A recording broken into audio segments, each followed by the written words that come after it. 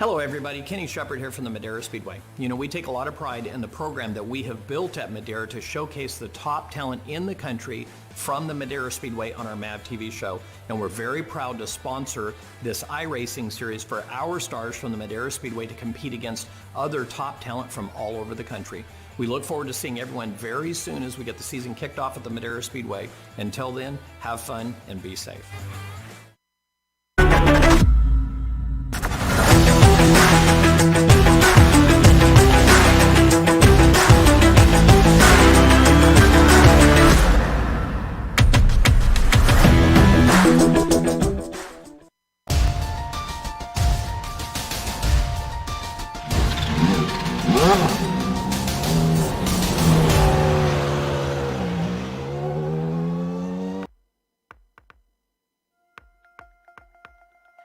Austin Edwards has emerged as the driver to beat in the Mobil 1 Junior Late Model eSports Series presented by Madera Speedway. After dominating round one at the Las Vegas Bull Ring, Edwards overcame an early race penalty and a mechanical glitch in his steering system to rocket to the front in the chaotic final laps in round number 2 at Five Flags Speedway. Tonight, Edwards looks to complete a clean sweep in the first half of the season. It's round number 3 of the Mobil 1 Junior Late Model eSports Series presented by Madera Speedway, and it's live right here on the Global SimRacing Channel. Good evening, I'm Jason Galvin alongside of iRacing eNASCAR Coca-Cola Series driver Christian Challoner. Sean Ambrose directing tonight. Cameras provided by Dougie Beard. And welcome into the virtual Myrtle Beach Speedway in Myrtle Beach, South Carolina. One of the most iconic short tracks in America. Myrtle Beach has seen the likes of dozens of Hall of Fame race car drivers turn laps here over the years. For a closer look, why don't we take a look at our GSRC track guide.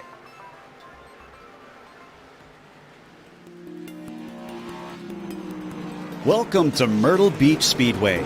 Located in the heartland of NASCAR's core here in the southeastern United States, this track has seen countless legends from the oval racing scene duke it out. With the beautiful scenery of South Carolina as its backdrop, this half-mile oval has an unusual asymmetric D-shape. The 13-degree banking means that the low line tends to be preferred, but that has its own perils for those who like to flirt with the edge. Turns 1 and 2 feature prominent curbing that will knock loose any type of car that dares run over them. On the opposite side, turns 3 and 4 have the pit wall right at the bottom of the banking. Those who attempt to use the apron to help turn the car risk taking damage should they brush the concrete. Both the Petty and Earnhardt families have raced here for multiple generations, meaning those who show up to catch the Saturday night special might just see the next NASCAR legend kick off their career. While the Cup cars haven't visited for a few decades, late models and modified still regularly visit the place. All in all, you can't beat the beauty of the palm trees and a short trip to the beach, both of which are available to fans here at this historic track.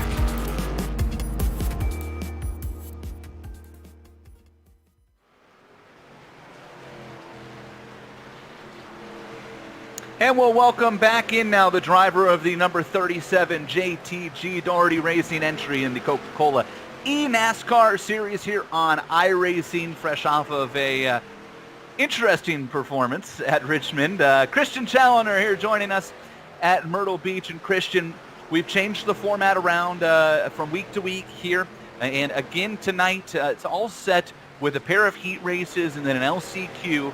10 drivers from each heat race, 4 from the LCQ, who will transfer into the 24-car 100-lap main event with $250 on the line here at Myrtle Beach Speedway. Last week had a chaotic and incredible finish at Five Flags, which is a track, Christian, as you and I both know, you can get away with a lot of side-by-side racing at. Myrtle Beach and that funky little shape there on your screen, side-by-side racing is a lot more difficult to come by. Yeah, Myrtle Beach is a completely different challenge for these drivers. One thing that should make life a little bit easier on restarts is the front stretch is a little bit straighter and a bit wider than it was at Five Flags, so hopefully the restarts can go a little bit smoother tonight than they did last week.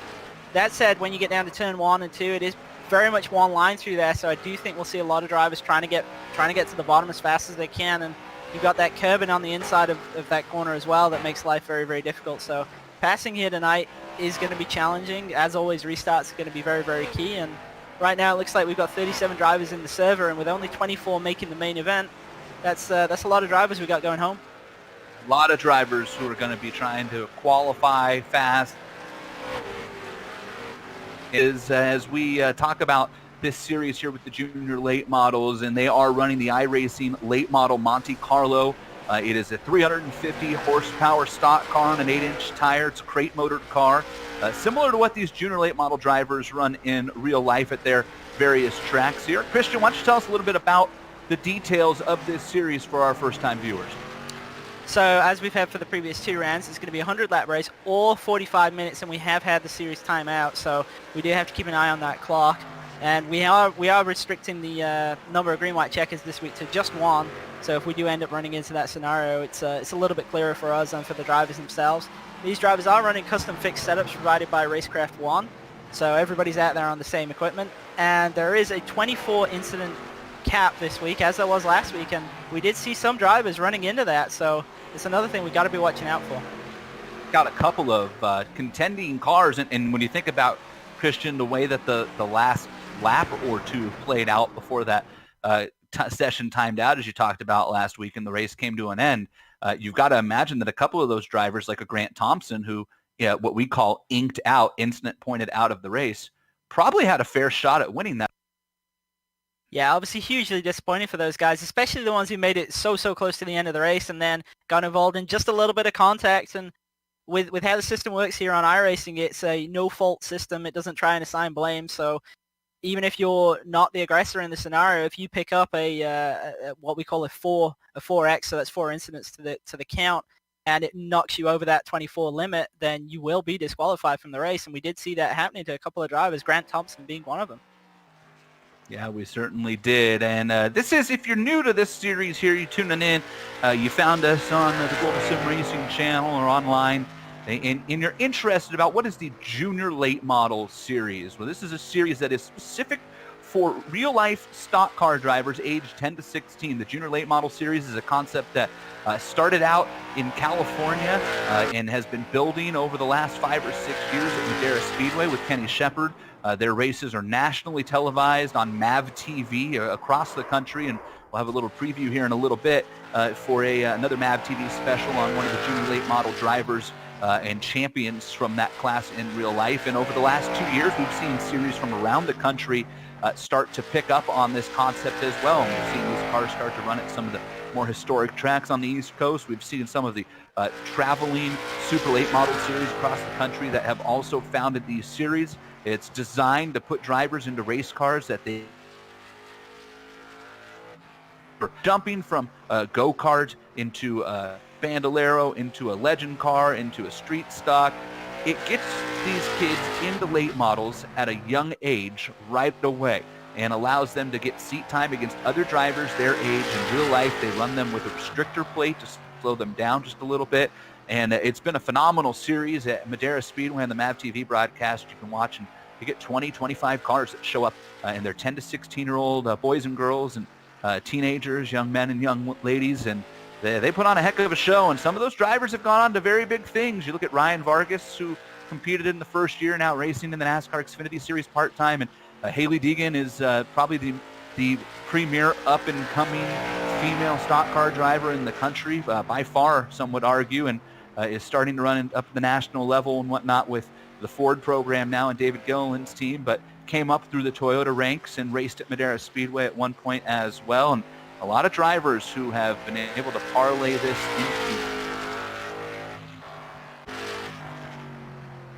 into model.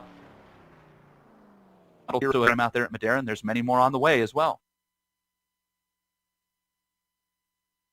Qualifying right now here at Myrtle Beach, and so far it's Jaden Walbridge who's up at the top of the charts. And Jaden had a podium run a week ago, but rolling onto the track right now for the first time in qualifying is Austin Edwards, and that'll be the driver you want to keep an eye on because he has earned quick time in both events so far, and as I mentioned, he's also won both events so far. And Christian, talk about how impressed you were with.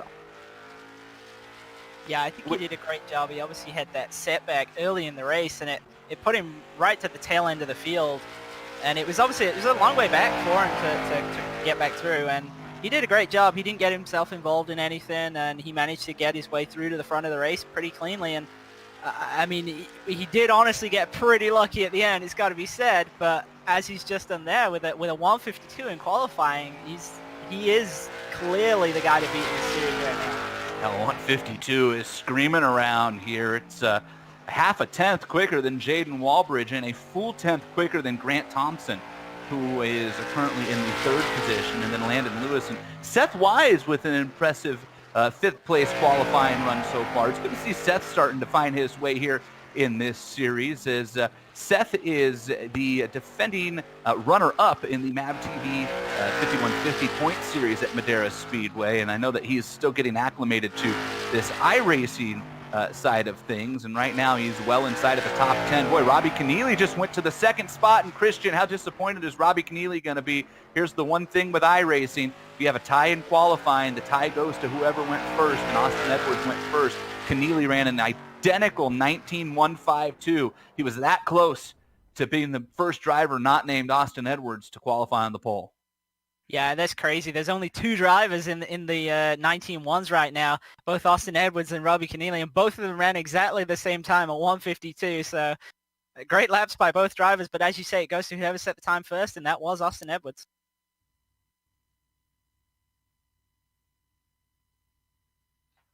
And so we are ready to go with the first heat race here at Myrtle Beach. 15 laps, caution laps, do not count during the heat races and the LCQ, but they will in the main. And if you finish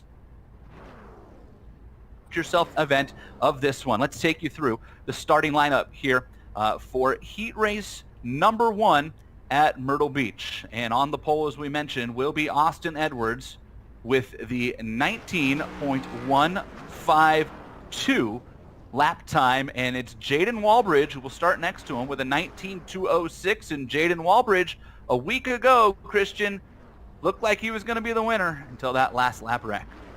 Yeah, he'll definitely be looking to make up for last week. But moving on to row 2, we got Elvis Rankin alongside Landon Lewis with a 2:41 and a 2:56. Row number 3, and here's a driver who, again, was very good for the first 2 rounds, but has not seen the results maybe that he wanted. Bradley Erickson and Cameron Bolin will start next to Eric. As we move back to row 4, we got Carson Lucas, a driver who was involved in a lot of incidents last week, but most of them not actually his fault. It just unfortunately was at the wrong place at the wrong time, but looking to make amends this week, starting 7th. Alongside him, we got Cade Brown in 8th. Casey Cash is going to start in the 9th spot, and another driver who ran into a lot of issues a week ago at Five Flags, not necessarily all his fault. Colby Sokol will start 10th. Moving on to drivers inside the 19.4s, we got Cody Camille and Dominic Carter. In row number 7, you'll have Cassidy Hines, and that is Calvin Hagee racing under his father's account. So you'll see Randy Hagee pop up on the timing and scoring. Moving on to the next row, the last 2 drivers in this heat to actually set a time in qualifying. We've got Eric Nascimento, a driver who was really charging through the field last week but got involved in some stuff and unfortunately didn't make the flag at the end. Looking to make amends again. Alongside him, we got Braden Connor. And the final 3 cars are listed as Trevor Wester, Zachary Cook, and Ronald Turner. We're going to have to check and see who all's actually jumped into this session, maybe not in the driving role, or they jumped in as drivers and weren't supposed to be. So we're going to keep an eye on that here as the pace car turns its laps and we get ready to go.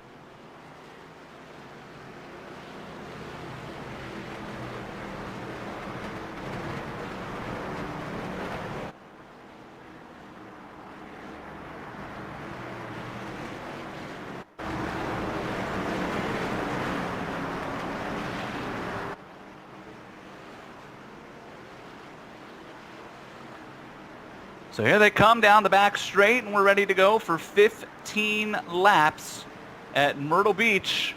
Top 10 cars into the main. Pace car has peeled off. Austin Edwards will lead him to the green. And we're underway with heat race number 1 here at Myrtle Beach. Big move at the back of the field. They're 3 wide already into turn 1. A lot of checkups happening, but everybody got through okay so far. Edwards cleanly out in front, and Jaden Walbridge being challenged by Elvis Rankin as they're 2 wide off of turn 4 down into 1. And Rankin going to try to make that inside line work. And Christian, the one thing that we didn't talk too much about, but you got to be careful of down there on the bottom. Little landmines in turns 1 and 2, but you want to stay off of them. Yeah, you want to be as low as you can, but you definitely don't want to clip those with the left front. At best, it'll really unsettle you. At worst, it can actually loop you around. So you have to be careful in running the bottom line through 1 and 2. You do not want to clip those curbs. Walbridge clear for second, and there's our first caution. It comes on lap number 3, and we have a car around in turn number 2. It looks like it is the 21 car of Casey Cash, and it looks like Casey might have just got out of shape all by himself.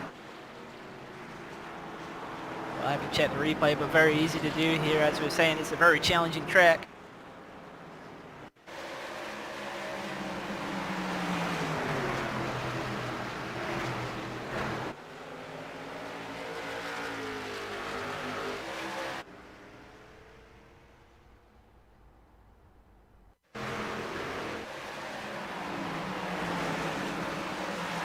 Casey running the bottom line here, and looks like just clipped maybe the first of those curbstones on the inside, and as we were saying, it just instantly hooks the car around.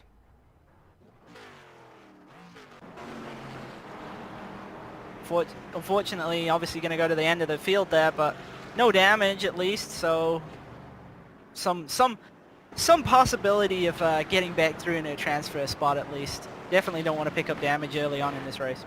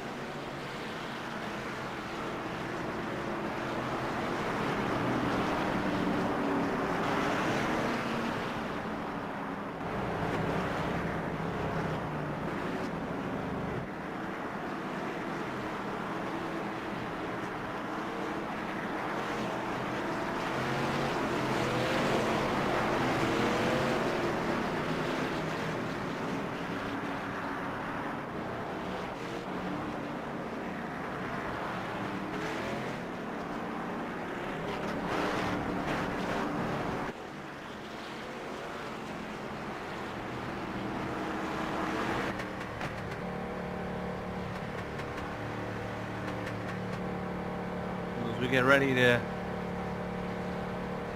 come back to the green on lap number 3.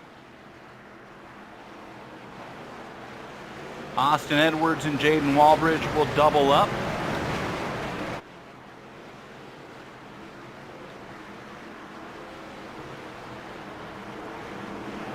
And it's Edwards and Walbridge followed by Rankin and Lewis. Erickson and Bolin in row 3. Cade Brown, Colby Sokol row 4. Cody Camille and Carson Lucas, Cody Camille and boy, the 10 car is actually cutting in and out on me there. So I have to make sure that driver doesn't have any issues. It is Carson Lewis officially scored in the 10th place here. Pace car peels off onto pit road. Remember, they cannot go until the iRacing greens. That is a long time from when the pace car pulls off. And there goes Austin Edwards. Boy, did he time that perfect. They are all stacked up at the back. Almost 3 wide at one point as they sail off into turn 1. They are 3 wide in turn 1 and 2. Farther back. Yeah, it looks like at the back of the line, they're really trying to get a jump on the restart. As you see that red 48 car, looks like it's going around, going through turn 3 big trouble. right now. Big trouble in turns 3 and 4. We've got at least 4 cars stacked up back there. You mentioned Calvin Hagee was involved, Cody Camille involved as well. And let's take another look at this one with our GSRC replay, and it actually starts with Cody Camille in that 48 black car and Calvin Hagee in the 48 red car. So a couple of 48s went around. So we had somebody spun around at the back before that anyways, but several cars involved in this one in turn 3. And this is really coming down to the restarts and everybody being aggressive, trying to get into those last transfer spots, not wanting to go through the LCQ, and we're keeping an eye on the tail end of the field. And those guys, they know it goes. They know that the directive is to go when the iRacing green comes out, and they're really trying to time it and get big runs down into 1, but it's creating a lot of stack-ups, especially when we get down to 3 with everybody still not either single file or even in some cases still 3 wide heading down to that end of the track. Boy, and it looked like that actually really started with Eric Nascimento, who got down into turn 3 and first hit Hagee and then slid up and hit Camille. And then they all slid up into the 25 of Carson Lucas. So Eric Nascimento, who had some issues a week ago, involved in this one too, and he kind of got through it scot-free, but several other cars were involved in that one. And it sounds like Chris Murdoch is saying that we might be going to single file restarts here. Yeah, I think that's actually a good call here. I think it'll get us some more green flag racing in to go to single file restarts, and we'll take a little bit of the edge off drivers maybe trying to make that initial move down towards turn 1.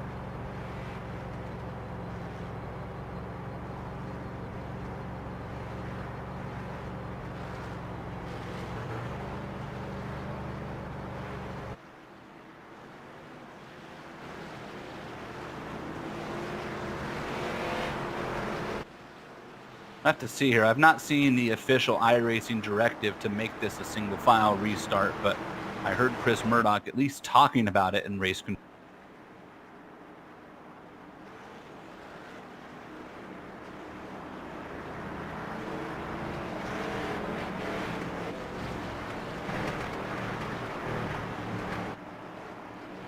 Looks like they're going to give them,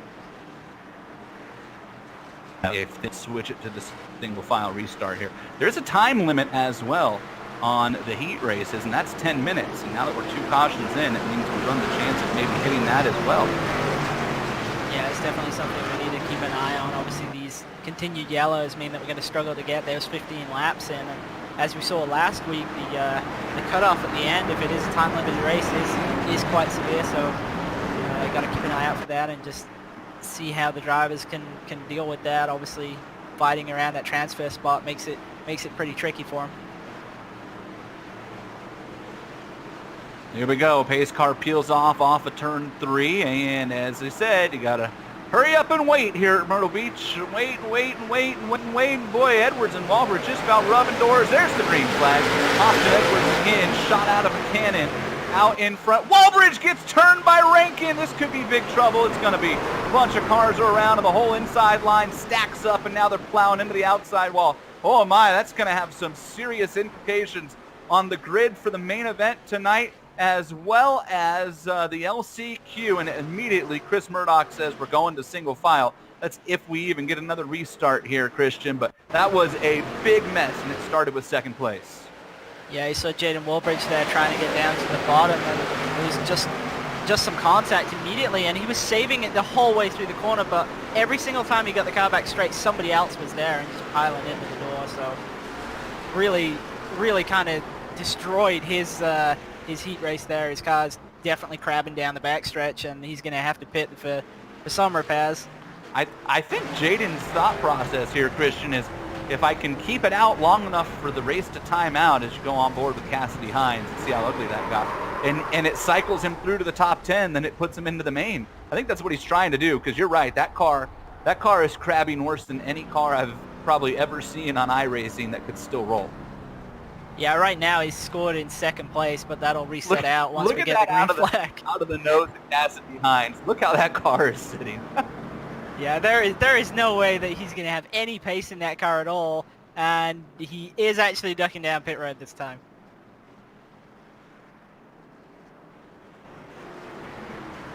And they have gone to single file restarts. Again, that's if we get much of a restart here.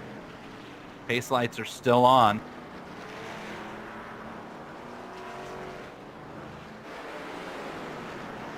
Thinking Jaden Woolbridge would have wished they went to single file restarts on that one rather than waiting until this one. One before, no kidding. All right, let's try to make sense of your top 10 here. It looks like it's going to be Austin Edwards, Elvis Rankin, Landon Lewis, Bradley Erickson, Cade Brown, Cameron Bolin, Carson Lucas, Colby Sokol, Eric Nascimento, and if I'm seeing it correctly, Dominic Carter is your 10th place car and therefore would be the final car to transfer into the main event. Just taking a look myself, and it does appear that way, but we'll have to wait until either the race ends or the green flag comes out.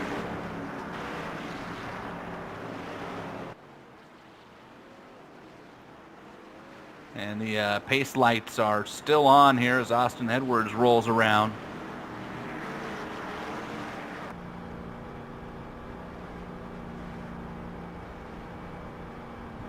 This race may be coming to an end.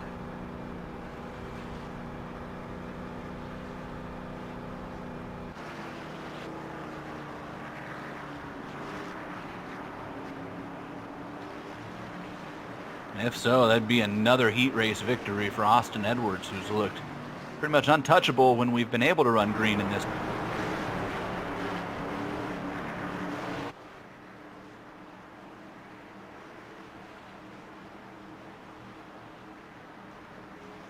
Well, lights are out, pace car's peeling in, so we're at least going to get a shot at a restart here.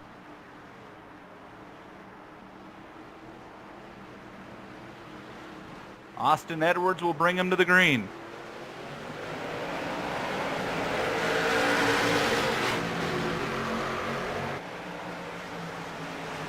And immediately they fan out in the back, and we're already bouncing off of each other farther back. Somehow Nascimento held on to it. Hagee's around off of turn 2 and hard into the inside. Still green. 4 wide down the front straight, and that's going to be the finish of this one. Again, we told you don't get a lot of warning. And it was Cassidy Hines who got wrecked coming to the line. We'll have to see how that affects the final finishing order of this one. So that's the end of Heat 1. Remember, we get minimal warning, folks, if it's not coming to the actual checkered flag or with a green-white checkered when races time out. So trying to keep an eye on that as we pull up the grid for race number 2. And after we do that, then we will go through the official finishing order for race. So let's take you to the starting lineup for race number 2. And it's Robbie Keneally, who will start on the point along with last week's runner-up, Bakersfield's Cade McClenny. Moving to row 2, we got Grant Thompson. We talked about how he got disqualified before the end of last week. Starting this week off right in 3rd place and inside on the row 2. Alongside him is Seth Wise. Bryson Ruff and Jacob Putman will make up the 3rd row here in Heat. And then I think I cursed him last week when I picked him out as my hard charger for the week. Unfortunately, the race really didn't go his way. We got Jay Juleson starting in 7th, and alongside him, Nick Loden. And in the 5th row, it's Joe Valento and William Cox III, who was really strong in our opener, Christian, at Las Vegas, and not so much last. Yeah, and another driver that we had that was also really strong, but unfortunately doesn't seem to be able to get the qualifying down so good, is Barrett Palmas. He's going to be starting in 11th. Alongside him, we got Holly Clark in 12th. Joey Stearns and Katie Hedinger will make up the 7th row. On to row 8, we got Jake Bowman, and alongside him we got Josh Cusack, another driver who's known really the past 2 weeks for charging his way up through the field, but unfortunately just doesn't seem to get the end result. Let's see if that changes tonight. Bowman was strong in the opener at Vegas and missed last week, and Cusack last week was at the root of the final lap incident. Brody Moore will bring up the final row, and Christopher Wheeler is listed at the back of the pack here, although I'm not sure is competing in this one as the cars make their pace laps, and we are getting ready to go.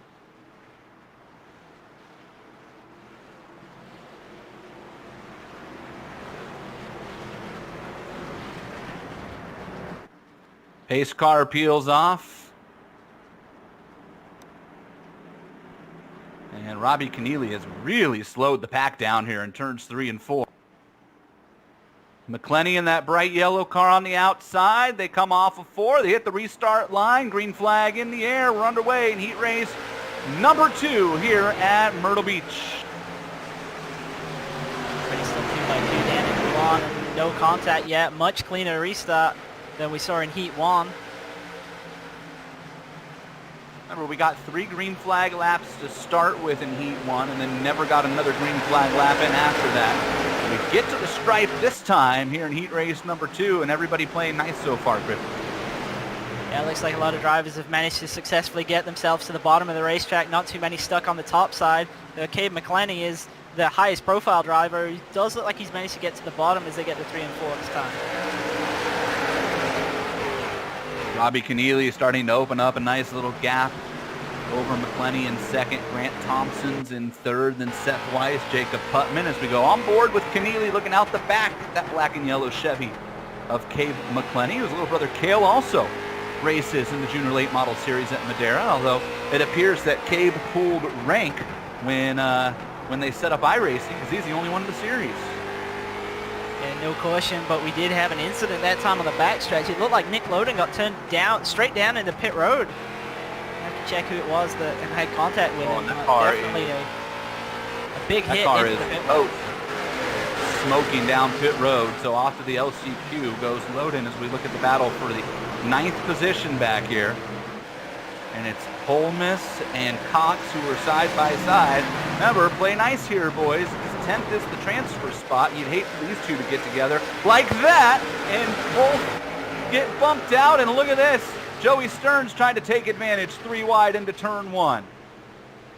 And that's the thing, is that one spot is obviously great, moves you up a row in the feature, but the big thing is making sure you transfer in the first place. And Holmes now not even in a runner-up spot. He's about to lose a spot to Bowman as we move back up to the battle for the 2nd position. And we got a car around trouble. It's Holmes. Holmes into the wall, cautions out. Hedinger got into it as well.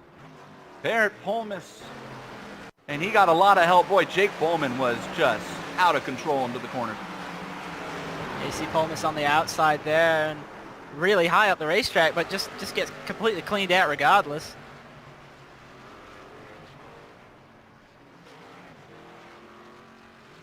So our first caution in heat race number 2 comes on lap 7. Boy, that's as good of a run as we've had in the series here in some time, it feels like. So that's great to see that we got some good side-by-side racing in there. Nick Loden, for the record, got his car fixed, took a fast repair, but is 3 laps down. So Nick's only hope at this point of transferring straight in without the LCQ is for some sort of just massive incident that puts everybody in trouble.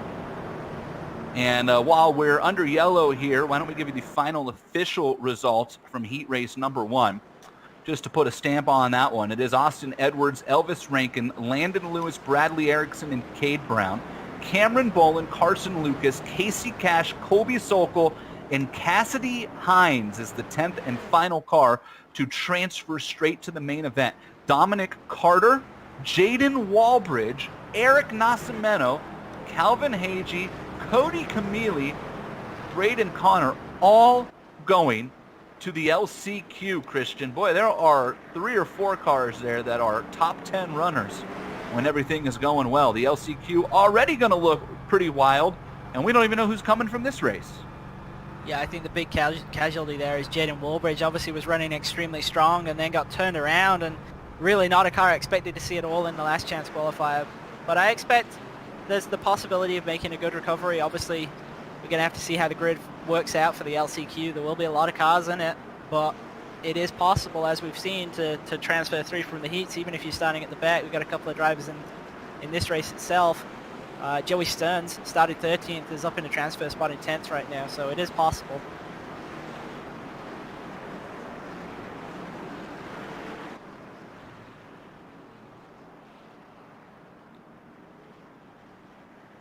Right now, in heat race number 2, if you are Jake Bowman, you're thinking, what do I have to do on this restart? to make a move, and Holly Clark's probably in the same spot.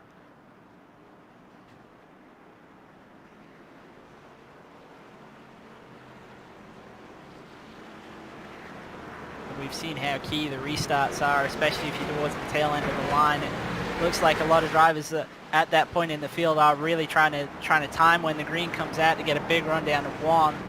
But they have to be careful because they can't just force a 3 wide in front of them. It's not going to work. We've seen numerous times now that it just doesn't work. The guys on the top side, they need the space as they come off the corner. So got to be careful. Got to have some respect for your competitors out there.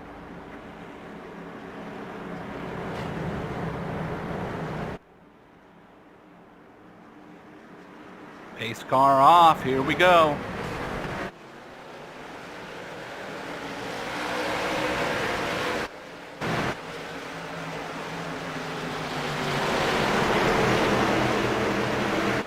McClenny under attack from Thompson down the back straight.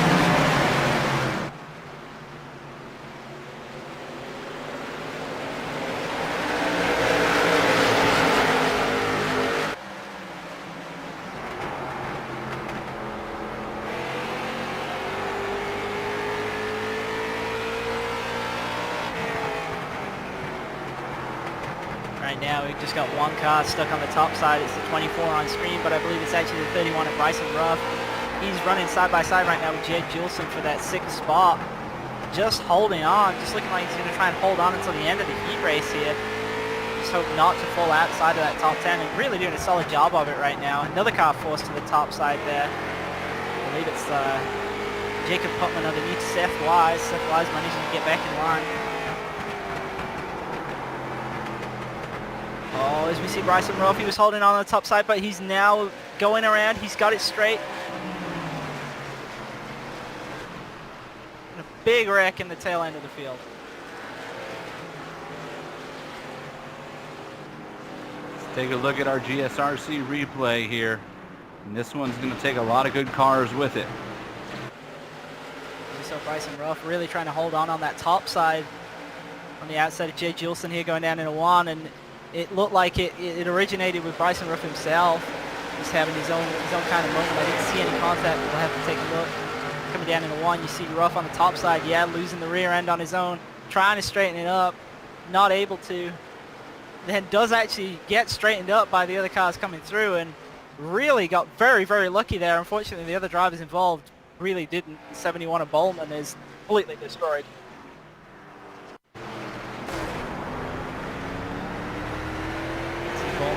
Trying to get under it, gets tagged on the inside, tagged again, and then a head-on with somebody else. That's going to be the end of his heat race. He'll definitely be going through to the last chance qualifier.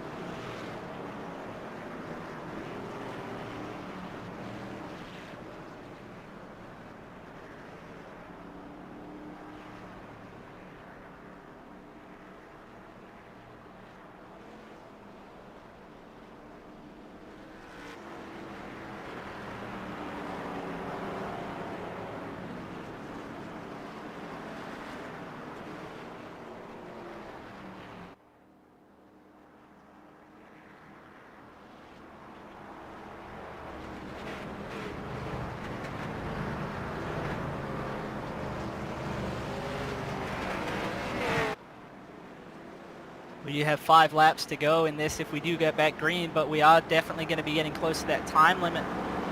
Now, if our scoring is correct, it appears that our current top 10 in the race is Robbie Keneally, and he is obviously the leader. He was tied for the pole. Also in second, we got Cade McClenny along behind him. Sorry, we got Grant Thompson, and then Seth Wise in 4th. Jacob Putman in 5th. Bryson Ruff, obviously involved in that incident, but currently scored in 6th, with Jay Juleson in 7th. We got William Cox the 3rd and 8th, Joe Valento 9th. Jake Bowman is scored 10th, but we'll have to wait until the timing updates because he definitely will not be in 10th right now. We saw him with heavy damage.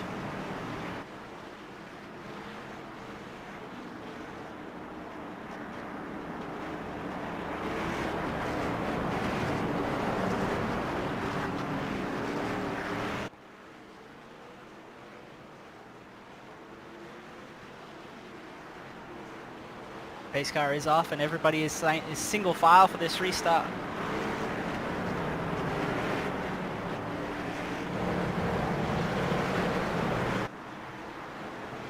Neely's waiting until he gets that iRacing green, and it's out now. Good restart, good jump, a little bit of stack up behind him. Look like Jacob Puntman's under threat. Jay Gilson trying to get to the bottom. He's got William Cox behind him. Everybody managing to stay single file, even though there was a lot of cars stacked up on the bottom at that point. Trying to keep an eye on that transfer spot. This is going to be coming to the flag here. Robbie Keneally with obviously the win right there. Just trying to get an idea of who did transfer through, and it looks like the driver in 10th was Barrett Polmus, managed to recover and make his way through to the main right there. Joey Stearns came home in 9th. Bryson Ruff, involved in that last incident, came home in 8th.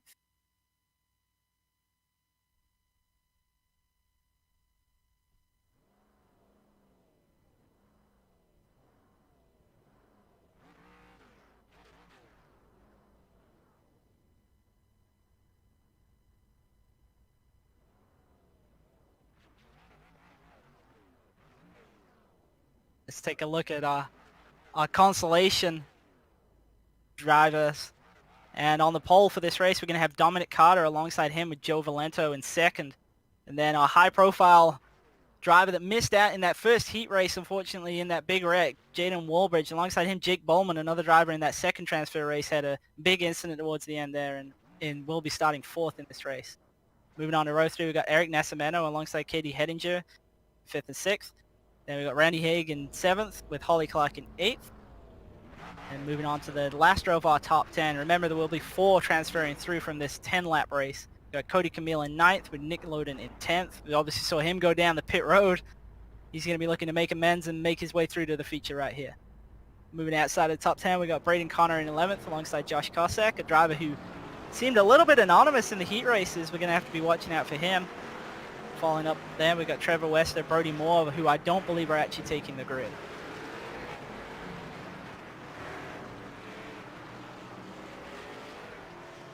All right, so here we go with the last chance qualifier. Thanks for taking the reins there for a second, Christian. And this is ultra important, as we talked about off the top. If you're new here to the Mobil 1 Junior Late Model eSports Series presented by Madera Speedway, the winner of the main event is $250. Top 3 spots all pay. Season champion gets a cool $1,000 in the top 3 spots, and points all pay there as well. We haven't talked about points a whole lot tonight, but Austin Edwards leads Robbie Keneally, Cabe McClenny coming into tonight, with Bradley Erickson and Elvis Rankin tied for the 4th position.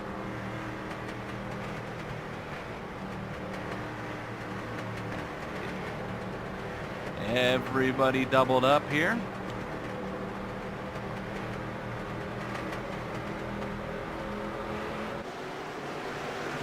And the green flag is in the air. Pole sitter really did not get away good at all. Immediately ceding the lead there to Joe Valento.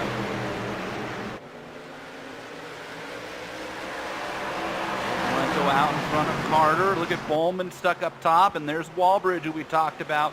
Currently in the final transfer spot. Caution is out. Your first caution here of the LC. Like the wreck originated around about 7th or 8th place. Have to go back on the replay and take a look at that when we get it.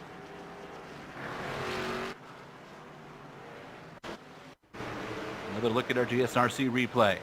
This is Hagee in the 48, the red 48. That's Keneally in front of him. Oh, it started up above them. Boy, there was somebody who was really wrecked.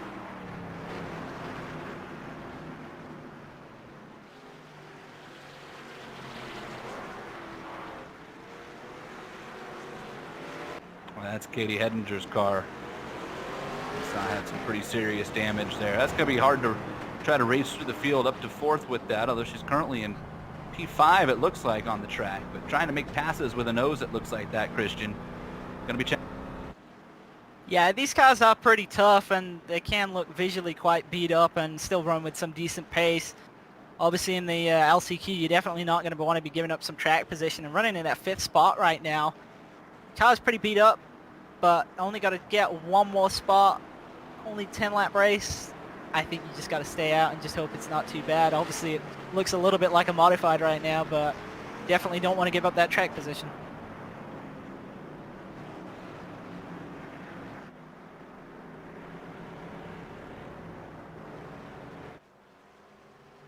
Continuing to pace here, and we are double filing the restarts in the LCQ as well. Although again, at race control's discretion to possibly make that change. Just depends on how things shake.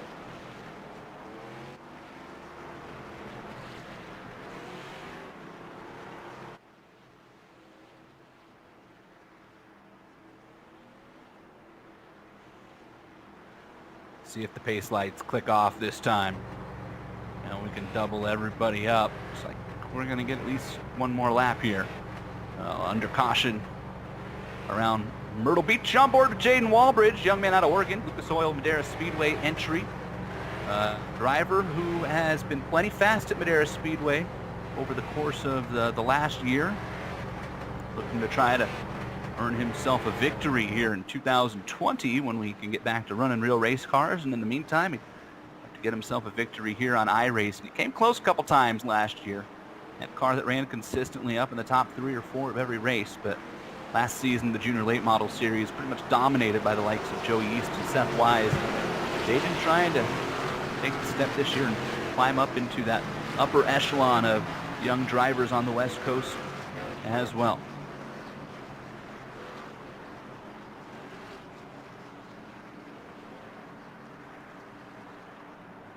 Doubled up, ready to go on the restart here. Still technically have all 10 left.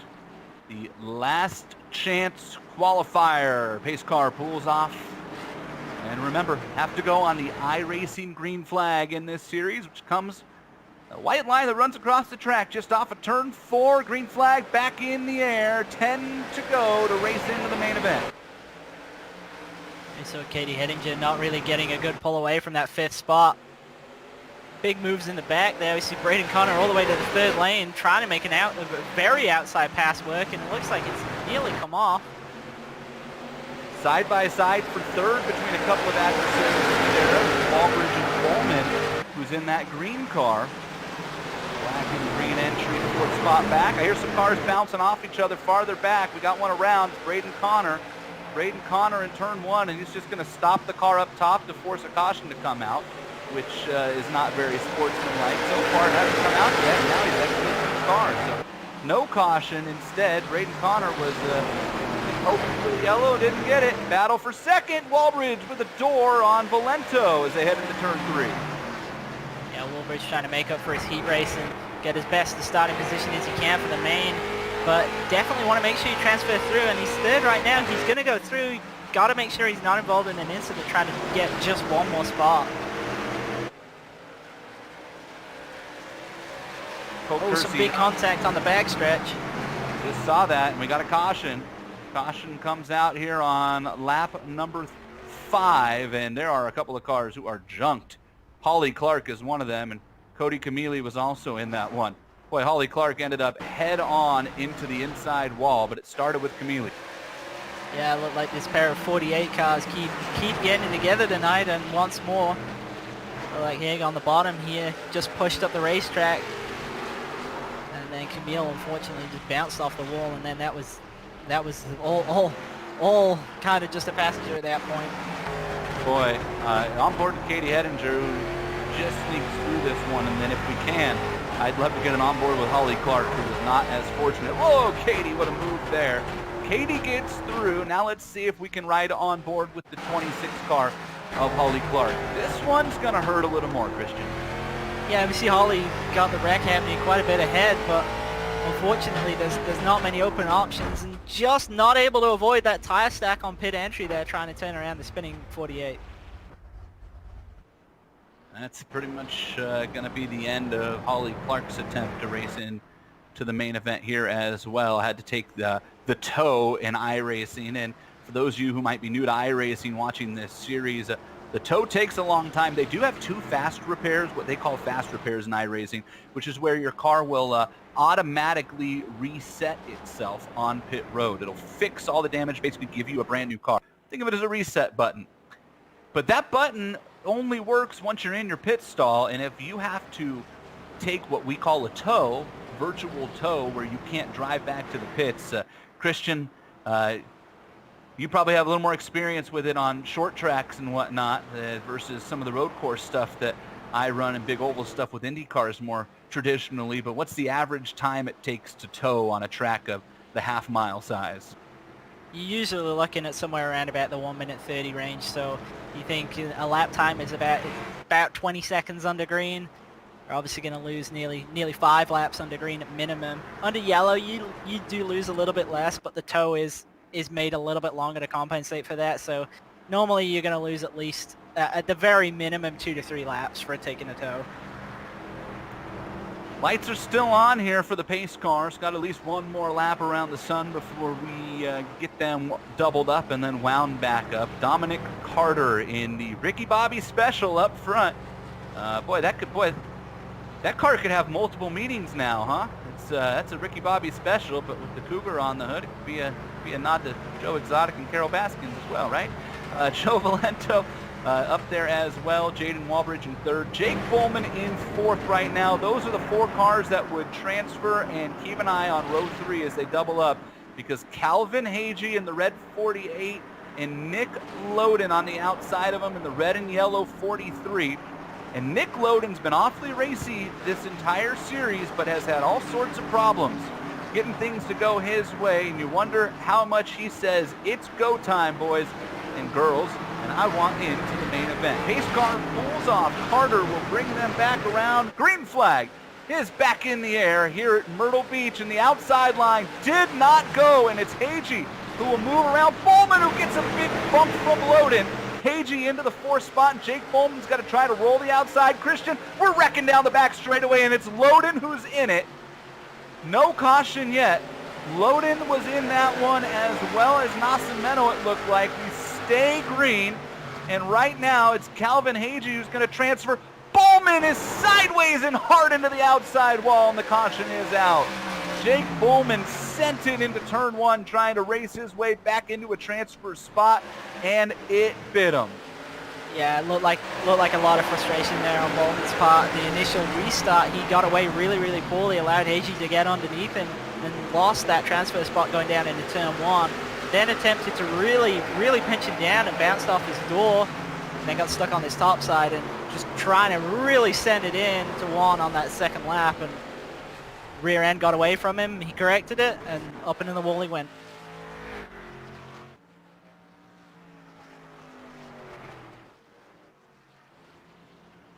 Well, this is going to have a pretty heavy impact on how this race shakes out. Jake Bowman's still running around with the car smoking, so I don't know if he's out of repairs and just hoping something goes wrong for everybody.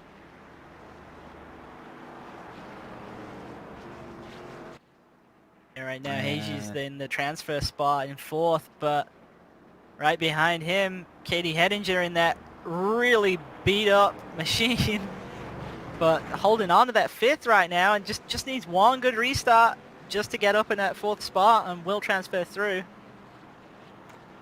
And once again, we're running low on time here. 10-minute cap on this LC.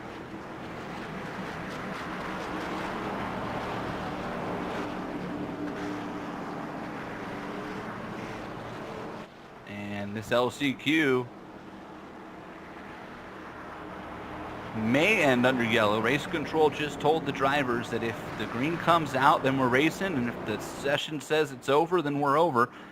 So there's a little bit of a question and confusion right now amongst the drivers who are in this LCQ over whether we will in fact get another green or not. And if we don't, boy, Calvin Hagee is going to be smiling ear to ear, because he basically snuck his way into the main event on the heels of a poor Jake Bowman restart. Pace car comes around. We'll get a good idea here of what's going to be happening.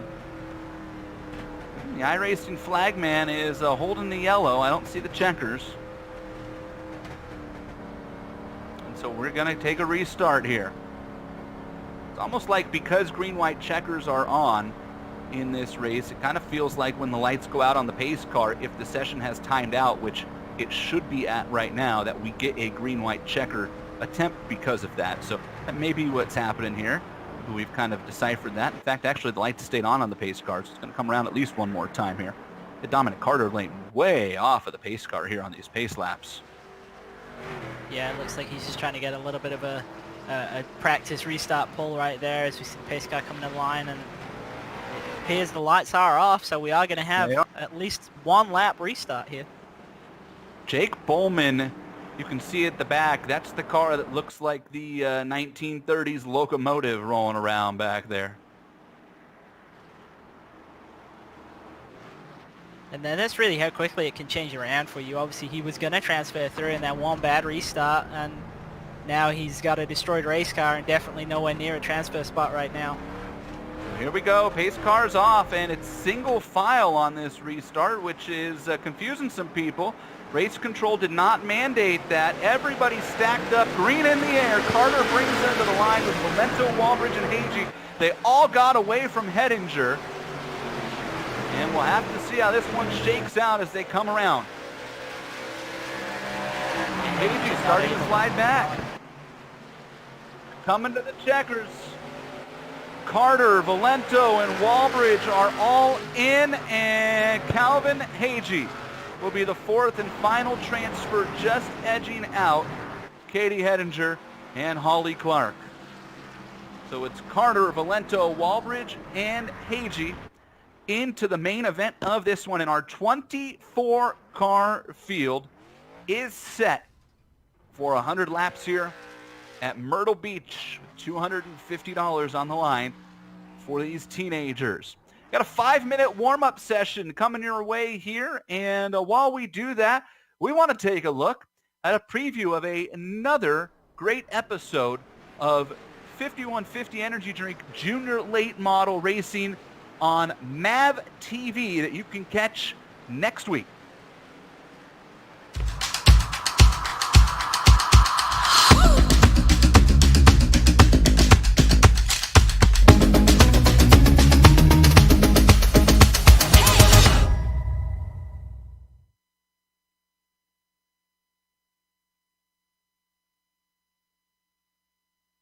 Joey East recalling the base.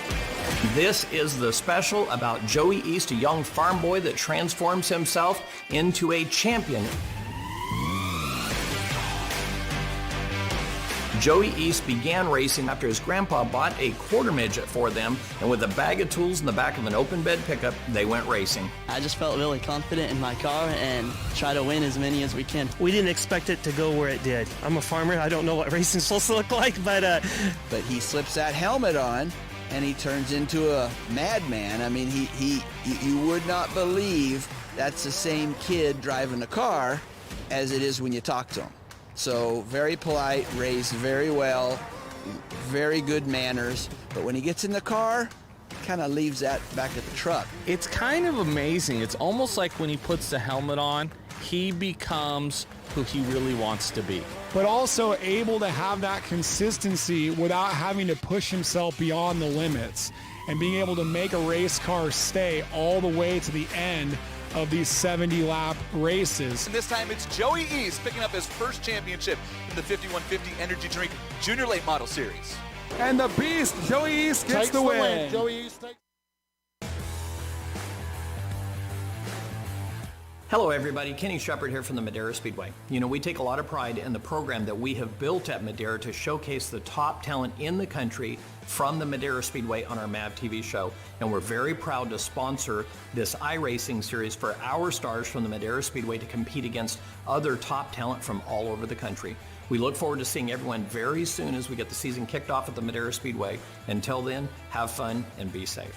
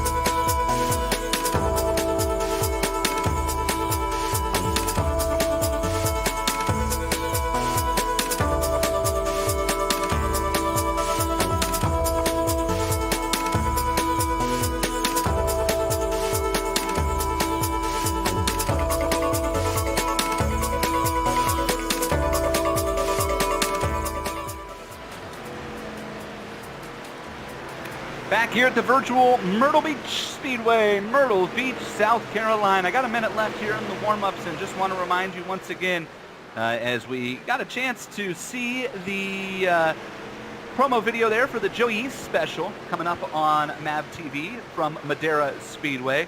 That airs next Thursday at 8 and 11 o'clock Eastern Time on MAV TV. You can get MAV TV by going to channel 214 on DirecTV, 1105 on AT&T Uverse, 815 on Verizon Fios. It's also available on Spectrum and all of its networks. Check your local listings there, and I've made no secret of it. I'm proud to have been a member of the Madera Racing on MAV TV broadcast for the better part of the last 2 seasons, along with Stephen Blakesley and Outback Andy Foster up in the booth, and Kenny Shepard, who is the promoter and operator at Madera Speedway and also the producer of the TV show.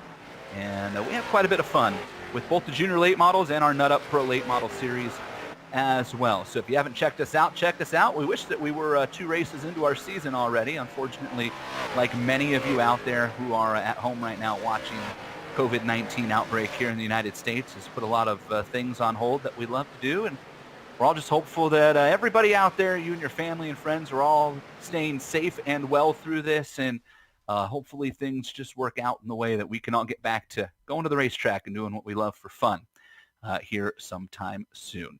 The warm-up is over, and we are ready to grid for the main event, 100 laps here at Myrtle Beach. And before we go through the starting lineup, we want to tell you about, well, we'll do the starting lineup first, and then we'll tell you about our Fast Time Award winner, who is Austin Edwards with a 19.152 in the winner of Heat number 1, starting alongside Robbie Keneally, Jaden Walbridge, and Cabe McClenny in row 2, Elvis Rankin, Grant Thompson, row 3, Landon Lewis and Seth Weiss, row 4, Bradley Erickson and Bryson Ruff in row 5. Then moving on to row 6, we've got Jacob Putman alongside Cameron Bolin. And then after that, moving on to row 7, we've got Jay Juleson. Carson Lucas had some incidents in the heat races, but managing to advance their way through. Then we got William Cox alongside Casey Cash, next row back. And then moving on after that, we've got Bryson Ruff alongside Colby Solker. So Bryson Ruff had some incidents towards the end of that second heat race, but able to actually straighten the car out, transfer through. And moving back, we've got Joey Stearns alongside Cassidy Hines. And moving into 20th position, and the last driver to advance through the normal heats, we had Barrett Pullman. Following up, we got the drivers who advanced from the last chance qualifier. That was Dominic Carter, Joe Valento, Jaden Walbridge, starting way back in 23rd place, and then behind them, Randy Haig. Let's take a look at our Victory Custom Trailers Fast Qualifier Award winner. And it's presented tonight to the number 18 car of Austin Edwards, who is going to start on the pole here for the main event as well after winning his heat race. Victory Custom Trailers awarding the Fast Time Qualifier here in the Mobil 1 Junior Late Model eSports Series as we get ready to go green for 100 laps. It's Edwards and Keneally in the first row, and we are underway in round number 3 of the Mobil 1 Junior Late Model eSports Series presented by Madera Speedway.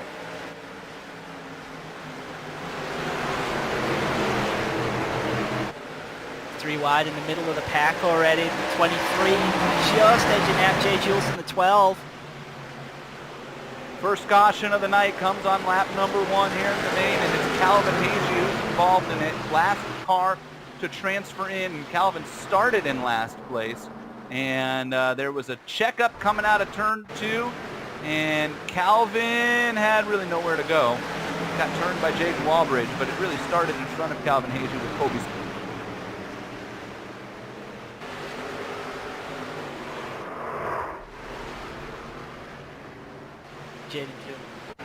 Jaden Walbridge just looping around the 48 right there. Here's why that happened, Chris. Yeah, I see a lot of 3 wide happening in the middle of the pack there. Some contact. Everybody gets straightened up. Hagee on the brakes a little bit. Don't think Jaden Walbridge could see that.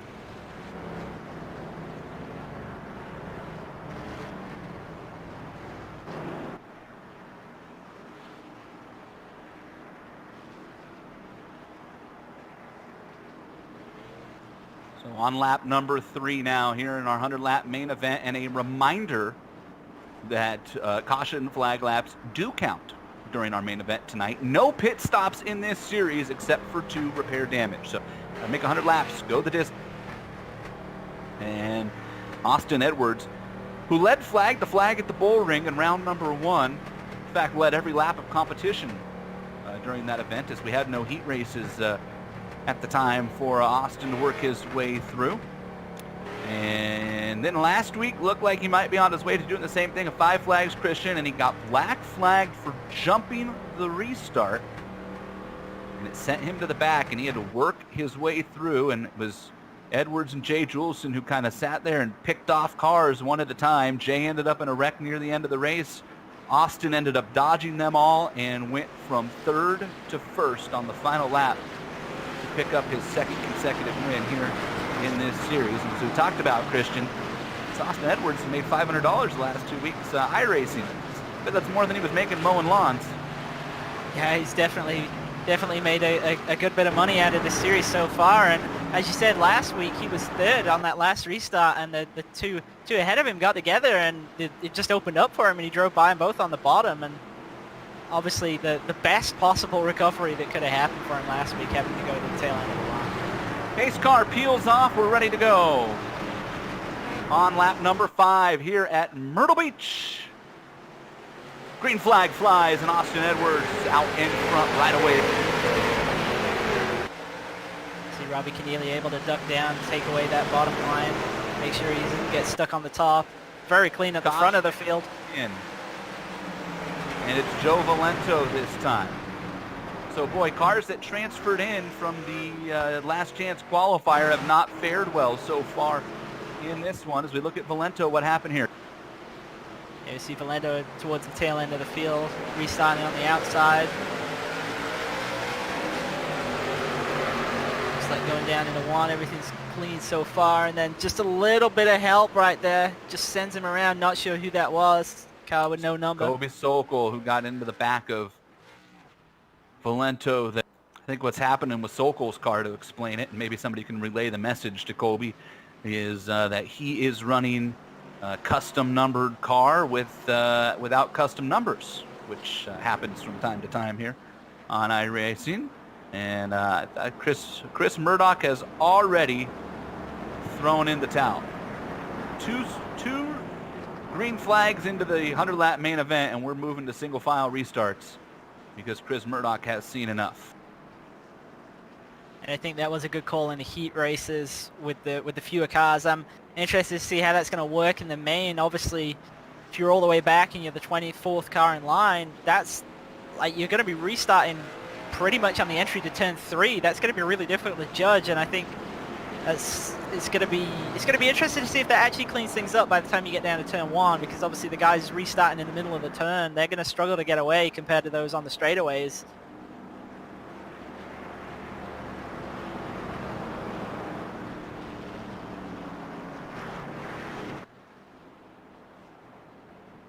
I have a couple other, excuse me. Let's try that one again.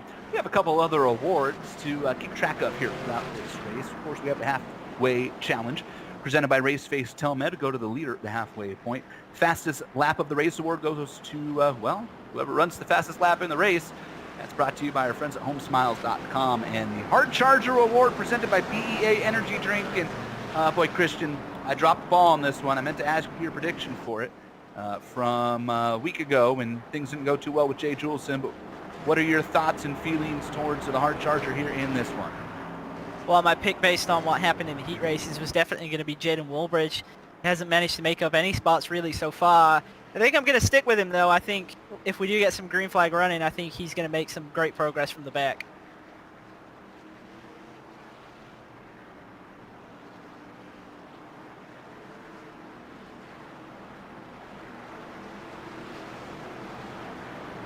Keep an eye on the Mustang pace car here and see if the lights do click off this time, and indeed they do. So we will go back to green next time by, and we are working lap number 11 of 100 here in round number 3 of the Mobil 1 Junior Late Model eSports Series presented by Madera Speedway. single file restarts from here on out, says race director Chris Murdoch. Pace car peels off. Austin Edwards with the Keneally. All sorts of tucked up. And Chris Murdoch also just said no passing before the start-finish line unless there's a checkup. Green flag back out. Austin Edwards again just with a dominant restart. And Keneally got away pretty clean as well. Yeah, everybody staying single file as instructed right there. I think that's a good call. You have a yellow in the back again. Let's see who it is this time. Casey Cash is around. 21 car. Casey Cash got some help here and looked like was having some connection issues. It looked like the green came out and there was a bit of a checkup. Somebody went past on the outside there and then got some help going down into one and looped around by the 88 car. I believe that's Cassidy Hines. Yeah, Cassidy Hines getting into the back of Casey Cash, so we're 0 for 3 on starts here in the main event.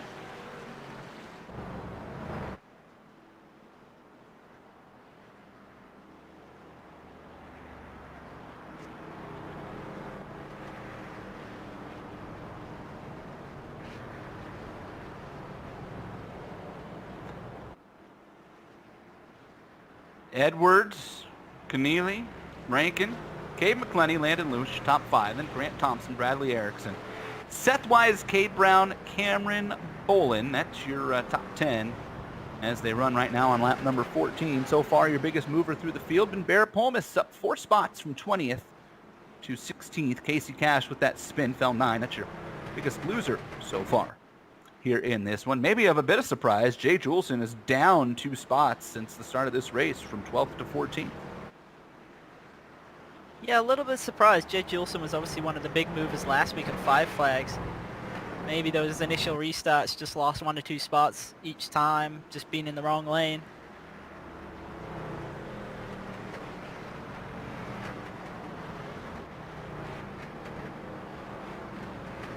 And just got confirmation from Chris Murdoch in race control. Elvis Rankin had asked if they were going to be single file for the rest of the race, and Chris Murdoch instructed the field that he would go back to double file if they can run at least 10 consecutive laps green. And Chris Murdoch then prefaced it with they haven't got to turn 3 yet. So, gonna be a while at the pace they're going as the lights are off on the pace car here. Lap 16 of 100 here at Myrtle Beach, and already, I might add, we have chunked off a quarter of the time allowed here in the race. So that's the other motivating factor for these drivers. You do not want to get to a point where the race times out before 100 laps and you maybe lose out on a spot, make up some ground. Paced car peels off. First and second in points are first and second on the racetrack. And we are back under green as Austin Edwards shoots out to another good start. And restart inside the top 10. One car making a big move. Oh, some contact. 22 going around. And another caution, and this time it's going to take a bunch of cars with them in turns 1 and 2. That one started farther up in the pack. Yeah, I think I called that a little bit too soon, saying the top 10 was all clean, and then all of a sudden it wasn't. Bradley Erickson is the first one to go around. Erickson in the 22 as you see it on your screen. Scored as the 32 on the iRacing ranks. And here, boy, Erickson gets hit by Seth Wise after a checkup and tried to chase it. And then it got ugly. And boy, Jacob Putman with nowhere to go, as you're going to see here as You see Erickson ahead of Seth Wise. Just going to say, stay with the Seth Wise on board all the way through this one, because watch this. First he misses Erickson, and then, whoa, where did Putman come? Yeah, I'm not sure how Putman got involved in that incident. But obviously you saw right there, it looked like Seth Wise just caught out by Erickson braking pretty early, it looked, on the entry to 1. And these cars are just so unstable. As soon as you get tagged in the rear, there's really little hope of holding on to it. It goes around very, very quickly. So that's why we're seeing a lot of these incidents. Jacob Putman car, the Texas Roadhouse sponsored machine. Boy, do I love eating steaks there. Is pretty beat up right now already. The right side of that car basically destroyed. Just saw it roll by there, black and white. 36 cars comes across your screen. Love the camera work from Dougie Beard here at Global SimRacing Channel. You get some great shots, especially at these short tracks. Real sense of speed once they get going green. We'd love to do the GSRC version to crank it up, but I don't think a lot of people like the sound of a stick-shift Ford Mustang pacing the field, so I'm going to wait until we can wind these things back up. Race Control did issue the challenge if you can do 10 laps green, then we'll go back to double file restarts, but, well, it looks like we're struggling to even get the single file restarts to make a lap right now, and we'll just have to keep an eye on that, hope that we can get those 10 under green. Back, another member of Race Control, Kelly Jones, just messaged the field. You still have 80 laps left. I'm going to try giving a little bit. Pace cars off. Let's try it again. What do you say? Green flag back out, and Austin Edwards is on the loud pedal. And they're 3 wide down the front straight into turn 1 and pounding off each other again. Putman sliding through that. Boy, how did we survive that one? We couldn't get through turn 1 and 2 single file, but we tried 3 wide and made it work. Go figure. They're still trying it. I was so convinced that wasn't going to last, but amazingly we did manage to complete the full lap and drive us 3 wide all the way down through 3 and 4 right there.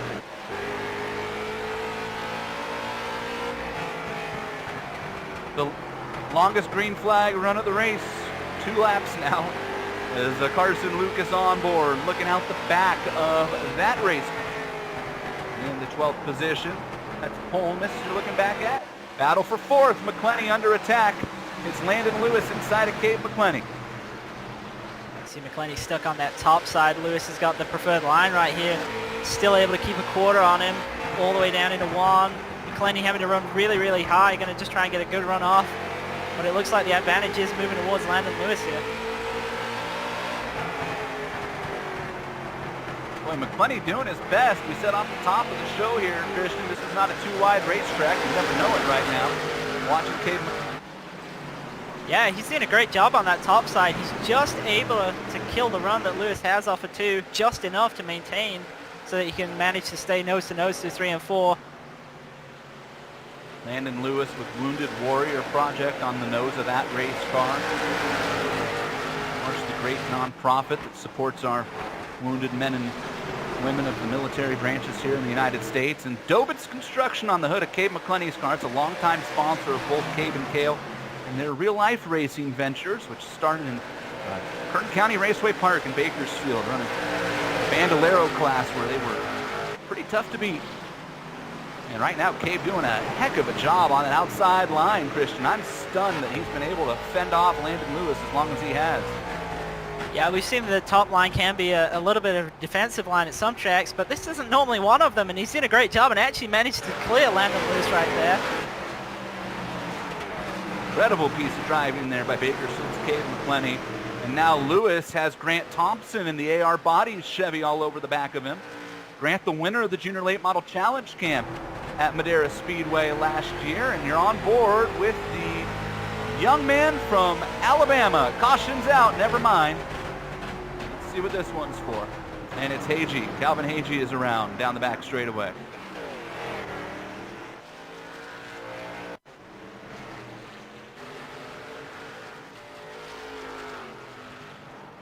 See Hagee losing it completely on his own right there. Coming through 1 and 2. Looks like chasing the car already a lane higher than he'd want to be. Starts to get close to the wall, then just goes around, nearly saves it, and almost backs it down into pit road, but unfortunately brings out the yellow.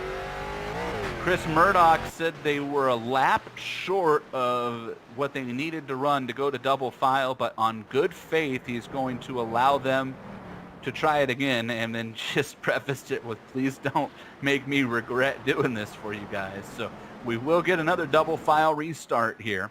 32 laps complete of the 100 scheduled here at the Myrtle Beach Speedway in virtual Myrtle Beach, South Carolina. How about that? Landon Lewis just jumped on, told Cave McClenny, good racing there.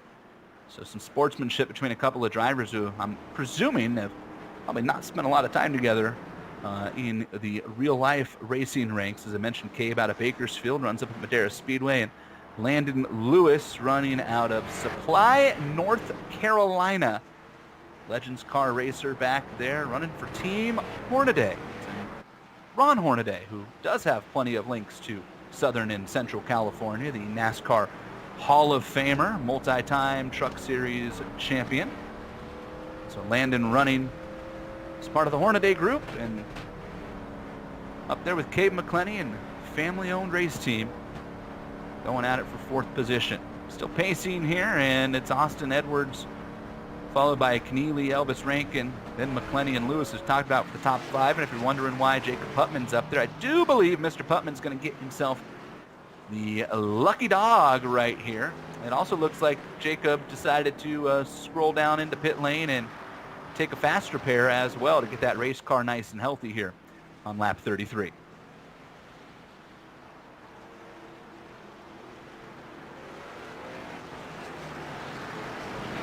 It looked like he was trying to get out of pit road before the pace car. It didn't look like he was able to do it. Now dropping down to the bottom, dropping himself all the way to the tail end of the line.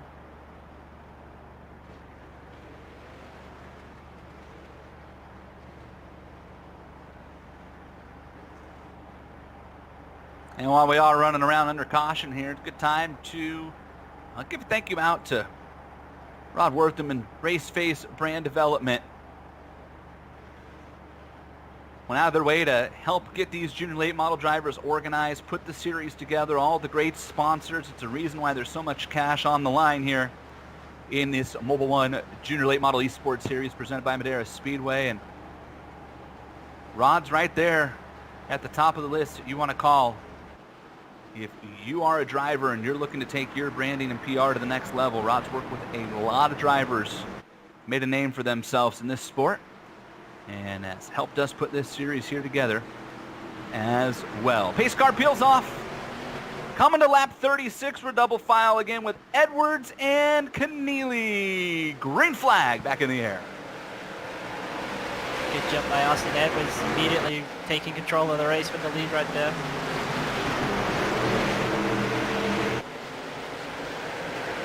Far so good. Faith has run down. Pace control. Cars come up off the street before we get a clean lap in on a double file restart. How about that? We're going to lap 37. Once again, we've got McClenny on the top side, Lewis on the bottom, and re-rack of that same battle they had on the last restart. Oh, we see some big contact in the big wreck. Caution flag flies. Somebody just got a massive piece of the wall in turns 3 and 4. And it's Cassidy Hines.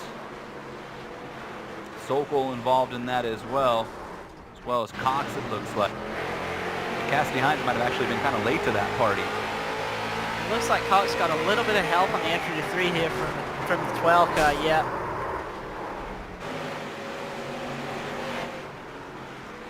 That wreck started happening, and Cassidy Hines got turned while checking up for it. You're right on board with Cassidy here, and this is not going to be too... See already on the brakes and getting tagged from behind, just dragging down that inside wall. Nearly got away with it. And Calvin then Hazy came in there. Nose-to-nose contact. Some pretty big damage on both those cars. Go back under caution here as we will come around to lap 40 this time, and you look at the Cassidy Hines entry. Cassidy will be a new driver running for Rookie of the Year in the 5150 Junior Late Model Series out at Madera Speedway this year. Part of the Nate Clower Motorsports team out of Arvada, Colorado.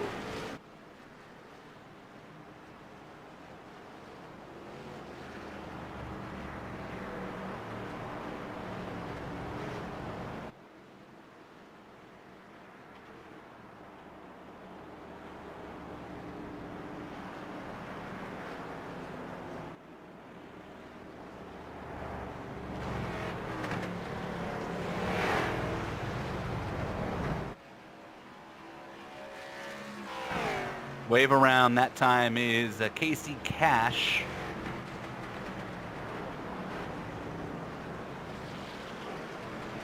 I believe that's going to put Casey back on the lead lap. A couple cars who are not on the lead lap right now. And that includes Bradley Erickson, who's 4 laps back. Calvin Hagee and Jacob Putman are both being scored 1 lap down right now as well. Bradley Erickson with that 4 laps down, that's going to be really tough to get that back, especially with 2 cars ahead of him as well, with also 1 lap to get back each.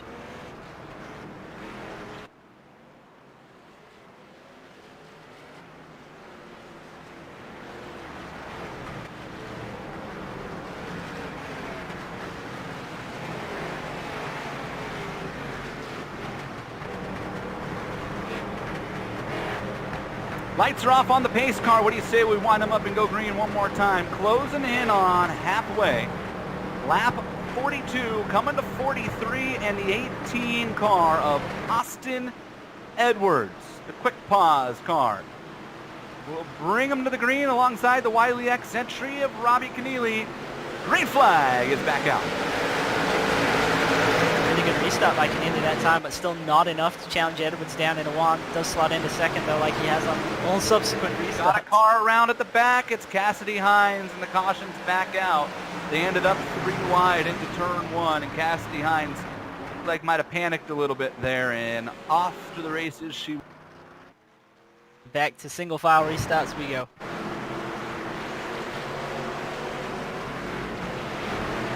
Another look. Boy, you wonder why Putman's allowed to basically jump the restart there and forced 3 wide on Cassidy Hines. They got. Yeah, and see that's an interesting move, and I'm not sure if that goes against the earlier directive we had from race control, which said that you couldn't pass a car before the start line. And I guess technically hasn't passed a car because he wasn't nose ahead, but I mean that's pretty much a pass to me. I mean you're alongside a car that you should really still be behind at that point. So I think it's on some of the drivers to stop jumping these restarts, and that's really what it is. They need to still be 2 by 2 coming to the line, or in this case, single file.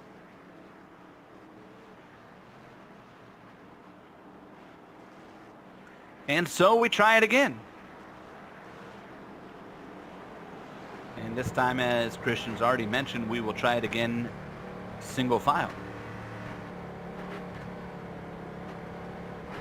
Austin Edwards has led every lap of this race as you ride on board with our 3rd place runner, Elvis Rankin. Talk about a sharp young man. Elvis Rankin. Come on out to Madera a couple of times. He's hung out with us out there out of New Mexico. Also a Legends car racer. He's also running the Lucas Oil Formula Series. 12 years old is Elvis.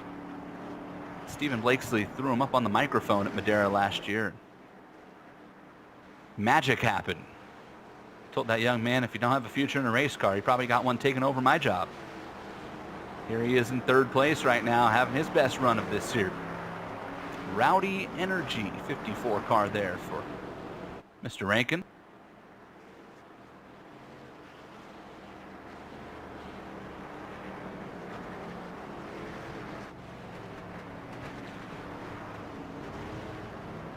Pace car going to make at least 1 more lap here. Hopefully the lights will cut out.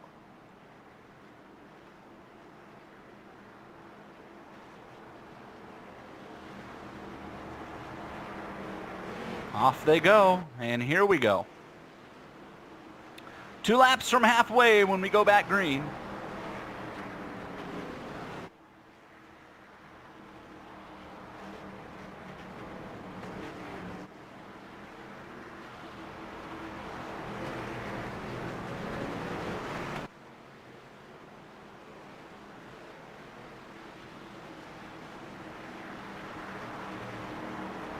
Pace car peels off. Austin Edwards controls the field with Robbie Keneally right behind him. Tucked up. Green flag back in the air. Coming to lap 49 at Myrtle. We already see drivers ducking down to the bottom in turn one, trying to get underneath and get double file already. It's like 12 of Jay Juleson trying to make a move on the 67 right there, Cameron Boland. Austin Edwards brings us up out at turn 4 and will win the halfway challenge presented by Raceface Telmed. Halfway here at Myrtle Beach Speedway. And it goes to Austin Edwards, who also won the award in our opener at Las Vegas. And last week he was buried about 15th in the field at the halfway point. Still found a way to come back and win the race. Although, I tell you what, Christian, we're finally getting another little green flag run here. Robbie Keneally's not going away. Yeah, definitely. Keneally's looking really strong right now. Probably given Austin Edwards the biggest challenge he's had all season at this point. And we've seen in previous rounds, Keneally's had some good pace, just not quite able to match Edwards. This might be the first time he's able to really bring the challenge to him. Looking out of the nose of Robbie Keneally, riding up on the roof camera here. Another one of those sharp young drivers from the Madera Speedway crew. And another family-owned race team here for Robbie and his team, and Wiley X, the sunglass company, on the nose of that car. Robbie's got a younger brother and a younger sister also run out at Madera as well in the Mini Cup division, and the caution is back out here on lap 52.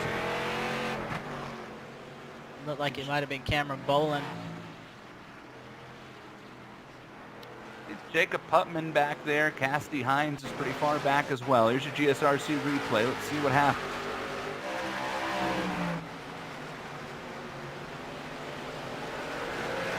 Just a little bit of contact towards the exit of turn 4 right there, and everybody's stacking in behind Jay Juleson, getting into the back of the 67 after the 67 flipped.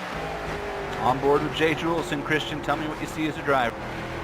You see that you can't really see a great deal, but Jay Juleson just getting into the gas right there, and you can see the 67 ahead of him wasn't really going at all. I'm not quite sure who he was nearly turning around. It might have been Cade Brown. We'll have to take a look. It was Cade Brown. Cameron Boland got into Cade Brown, and Jay Juleson had nowhere to go. Boy, you want a linguistic experience, go on board with Seth Wise through that crash. I feel like that's about the third time today Seth Wise has had everybody wreck around him. Let's take a look.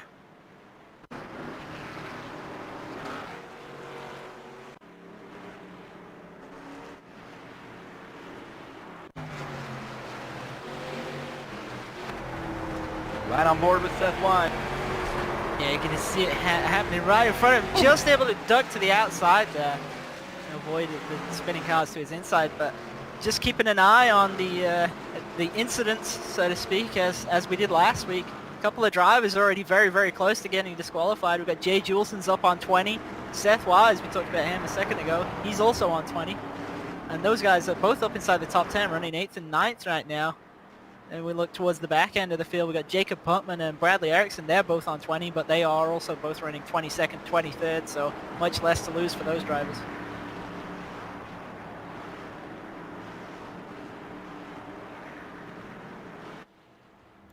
Coming around, we'll be on lap 57 out of 100, and by my official scoring, we are also, unofficial, I should say, scoring. We're also at the 2/3 of the way mark on time in this race. Remember, it's a 45-minute timed race, and we are just past the 30-minute mark here at Myrtle Beach, and the pace lights will stay on for at least one more lap. So these guys and girls could really use a strong green flag run here to get another 25 or 30 laps in before they start stacking anybody up again. Or, 40, 41. 41 would probably be good too, right, Christian? Yeah, definitely. And I think the longest green flag run we've seen so far was that 9-lap run where race control then switched back to double file restarts. It's unfortunate that we've not been able to get much green flag running in tonight. I'd really like to see that battle between Edwards and Keneally play out. It looks like Keneally might have something for him, and obviously if we keep getting these yellows, it's taking laps away, and it's taking away some opportunities there. And for some of our other drivers trying to get through the field as well, they're obviously going to struggle with minimal green flag laps. Pace lights are out. Pace car pulls off. Jaden Walbridge has retired from this race. and will finish dead last in 24th. And the driver who was on the podium a week ago and inside the top 10 in points, that's going to hurt. Keneally gave a big old bump to Austin Edwards as the green came out. That actually cost Robbie Keneally. Remember, you got to go on the green. You're probably better off just timing it as we get off into turn one. The first side-by-side battle is back there. For the 5th position, it's between McClenny and Grant Thompson trying to roll the outside. Yeah, McClenny dropped back a little bit on that last restart. Trouble, caution. Turn 3 down by the inside wall. We had one go around. You get kind of stuck down there, and this time it is Kobe Sol. See Sokol going to the top side here and getting assistance again. Not sure who it was that sent him around. Joey Stearns sent Sokol around. Another look on board of Sokol, looking out the back of this race. And you can see right there, it looked like Stearns had missed the bottom lane by at least half a car width there and just tagged the right rear of Sokol and spun him around.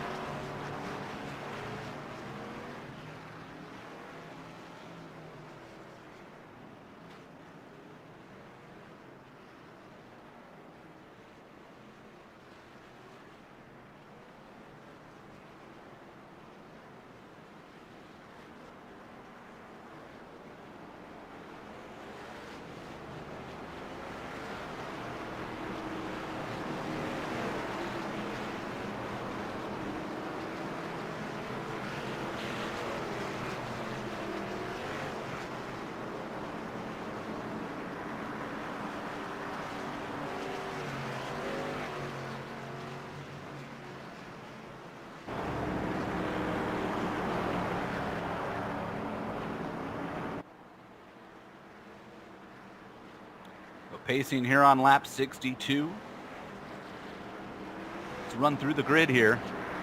Let you know where your favorite driver might be at right now as we close in on the final third of this race. Austin Edwards leads Robbie Keneally, Elvis Rankin, Landon Lewis, Grant Thompson, your top 5. Then it's Cade McClennan, Kay Brown, Jay Juleson, Seth Wise, Bryson Ruff is up 6 spots to 10th. Barrett Pullman right now, if the race ended, would be your hard charger, up 9 spots to 11th. Dominic Carter also up 9 spots to 12th. The winner of your LCQ knocking on the door for a top 10.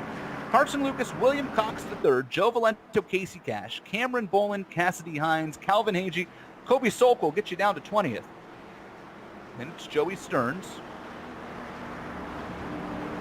Jacob Putman is 1 lap down. Bradley Erickson is 4 laps down. Jaden Walbridge has retired from the main event. And Joey Stearns has just been given an end of longest line penalty for causing that caution. Rough driving penalty to Joey Stearns, and that's the first time I think that we've seen a rough driving penalty in the series, Christian. Yeah, and I think that's perhaps the direction that this needs to really go in. That if you do spin a car and it does bring out a yellow, perhaps there does need to be some penalties applied just to get guys to be a little bit more careful on these restarts.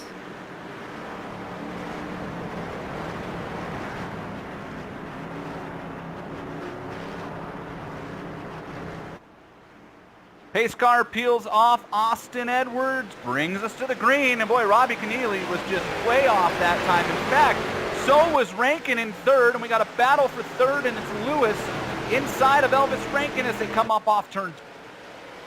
Yeah, Lewis with a big jump there, and Rankin now stuck on that top side. And big another wreck in the caution. back. Big wreck.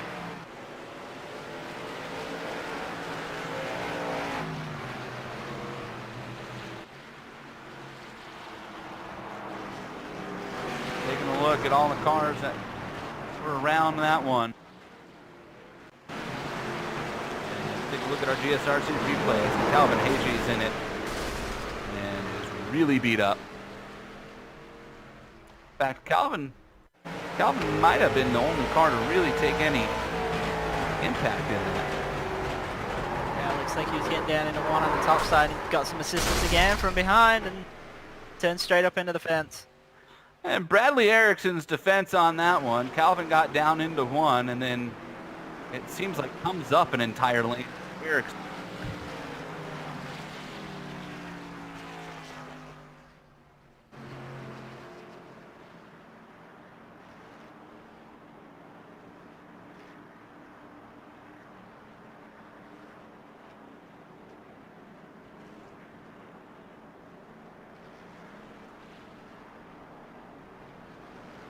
Lap count now is 67 coming to 68. Lucky dot goes to Jacob Putman. And that'll put him back on the lead lap.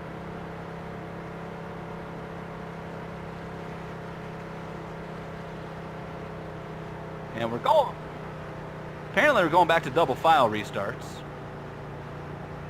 We're inside at 10 minutes left on the session.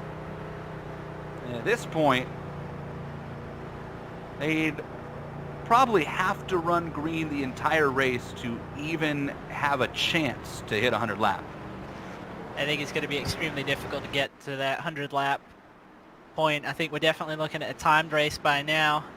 As you say, if they do manage to run green, then it might be possible, but based on past form, I don't really see it happening. I'm intrigued to see how this double file restart will go. Obviously, we changed the singles to try and make it a little bit cleaner, but hasn't really worked out so far. Perhaps having everybody double file down into one actually will stop some of the stack ups going on.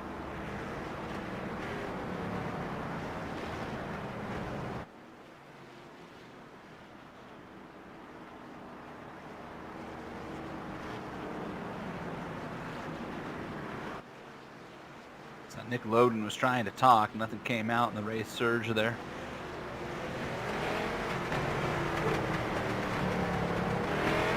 Kelly Jones in race control just told everybody to take a deep breath.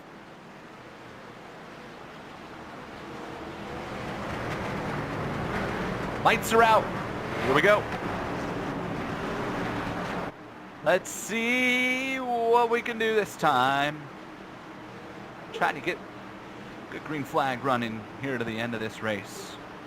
Austin Edwards and Robbie Keneally. And if Robbie can play it right, we've seen he's been just as quick as Austin Edwards at times. Pace car is off. Keneally trying to roll the outside. There's the green, and Edwards again got a huge. Keneally trying to defend second will pull in front of Rankin. They're side by side from third on back. This time we see Landon Lewis as the driver on the top side. Kind of picked up some stuff that he learned earlier when he was being held down on the bottom himself. Trying to get past Rankin for third. Looks like he's got a good run on the exit of four. Rankin hugging the white line. Lewis trying to kind of diamond the exit of two and pick up that run. Not quite clear yet. Up off of 3 and 4, and a new third place car is Landon Lewis as he clears Elvis Rankin and moves up to a podium spot. Rankin's got to be really careful here. He's got Grant Thompson's looking very aggressive behind him. Caution's back out, and again it's at the back of the pack. Oh, and they're still wrecking big. Dominic Carter just backed down and took out Kobe Sokol. But it was Carter where the crash started. Well, it actually started even in front of Carter. William Cox.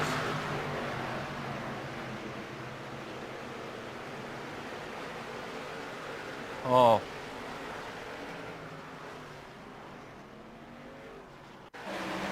Wait, how about William Cox here? Would we call these before the race, Chris? They're talking about them as a little bit of landmines. You see right there, the nose just popped a mile in the sky as he went over one of those curbs and spun him around.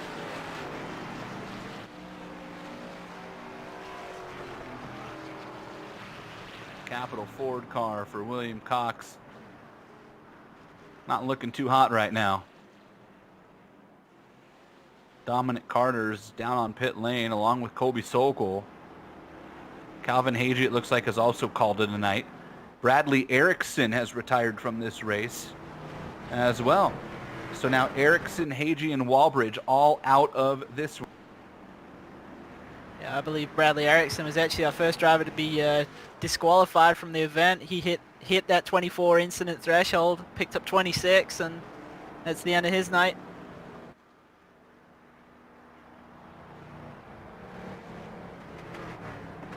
Kobe Sokol and Dominic Carter have both lost laps here under this caution as well. And we are at T-minus 5 minutes left in this race. Austin Edwards, Robbie Keneally, Landon Lewis, Elvis Rankin, Grant Thompson, your top 5. Then it's Cade McClenny, Cade Brown, Jay Juleson, Bryson Ruff, Seth Wise. That's your top 10. And we will be about 21 laps left when the green flag flies. But again, at this point, we are racing to the end of the semi-invisible clock here in this race. It's definitely going to be a time-limited race at this point. Absolutely no way we're going to get the rest of those laps in. I'm showing 2 minutes and 40 seconds left on my time in and scoring. That is unofficial, but it'll at least give you an idea. It puts you in the ballpark of how much time we have. And by that measure, it means we have less than 10 laps remaining in this race. They'll double up. Lights are out on the pace car. We're ready to go back racing.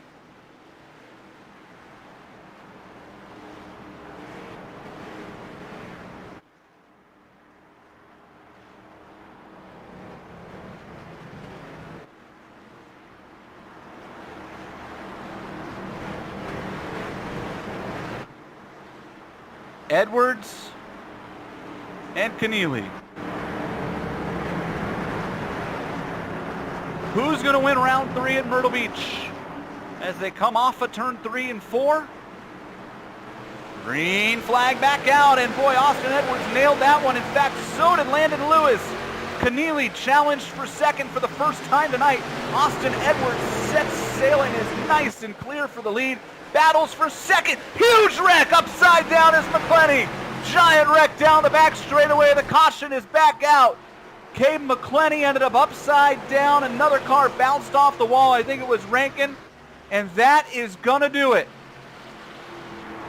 Looked like it all started with Rankin on the outside of 2. I think he got a bit of the wall, and then there was a huge stack-up effect behind him. And I really feel for McClenny right there. He got driven into the pit road on his roof right there, all the way down the backstretch.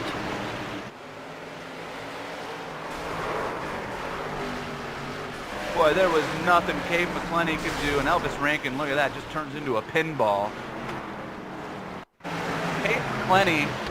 Cade McClenny ends up all the way down out of the top 15, and the driver who came into this one just 8 points out of the lead and was on his way to another top 5, just had his championship hopes severely crippled.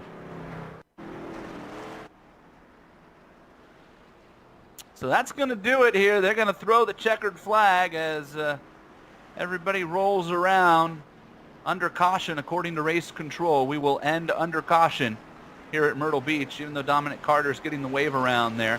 Chris Murdoch made that pretty clear that we were done. But we'll see.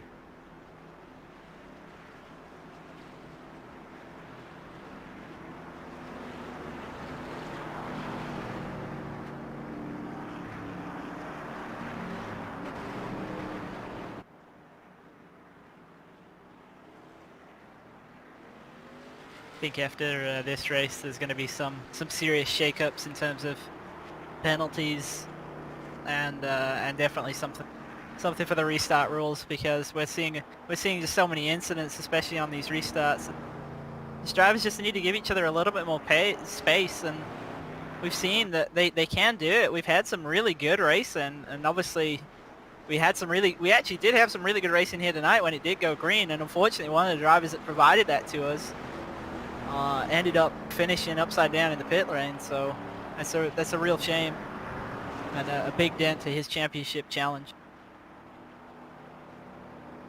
Yeah, Cade McClenny actually, he's gonna rebound here. Looks like he got the car rolling and they cleared his black flag for him. And Cade was going to end up inside of the top 15. He's right now being scored in 14th, so it was not as catastrophic as it probably appeared to be when they went tumbling down the back straightaway and onto pit road. And the cars will come across, and that will officially do it. The checkered flag is in the air for Austin Edwards, and the first place ace is 3 for 3 here in the Mobil 1 Junior Late Model eSports Series presented by Madera Speedway. Edwards is going to celebrate, and we're going to be right back and hear from the winner in the top 3 of the Global SimRacing Channel.